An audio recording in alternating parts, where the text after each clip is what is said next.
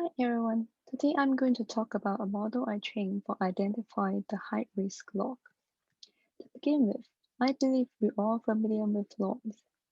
So when we receive a loan applications, we will have many background informations, for example, the borrower's credit score, the business type, the industry, locations, or education level. Given a loan, usually there are two possible outcomes. The loan default, which means the borrower cannot pay back the principal and interest, and the loan are paid in full. Here we want to focus on the default loan. There are many reasons that a loan could default, and most of the time, the information could be identified at the beginning stage of the application. But what is not certain is, given all those informations, how could we identify the default risk? So here is the value of my model. My model helps the organization to make a decision to approve or disapprove the loan application. And here is the data set this model are trained based on. It's a small business loan data set published by US Small Business Administrations.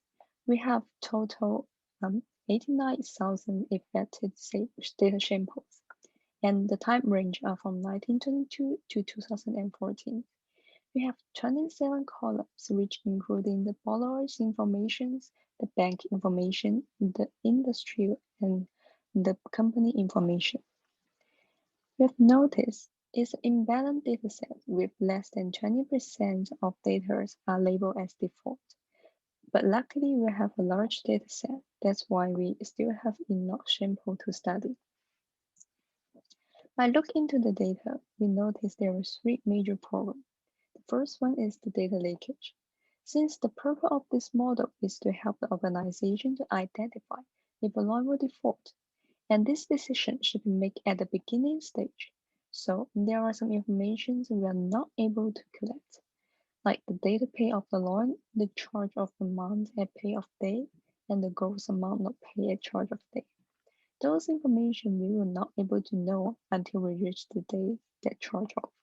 So our solution is we simply drop those columns. The second problem is some numerical features are actually not meaningful. For example, the approved fiscal year. The year the law was approved, for example, we have the year 1990s and year 2000s. But the number itself does not have any sequential correlations between the feature itself and the classification result.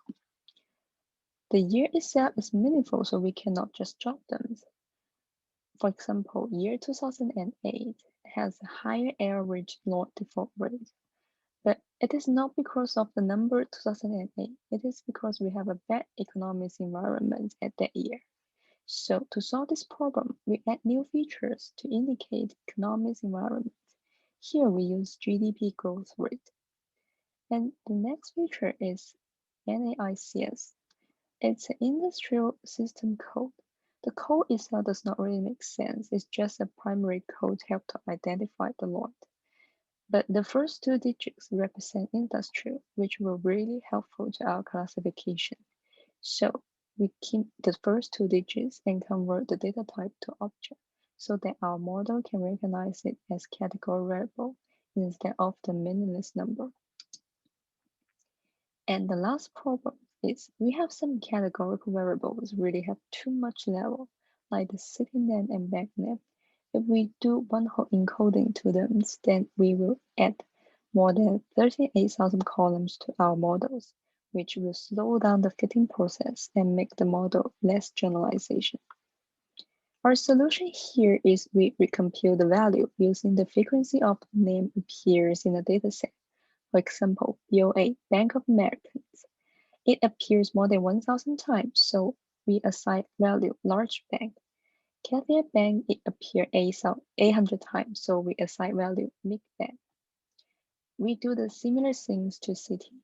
We use large city and others to replace the city specific name. And then we come to the model selection. Here we have a binary classification problem.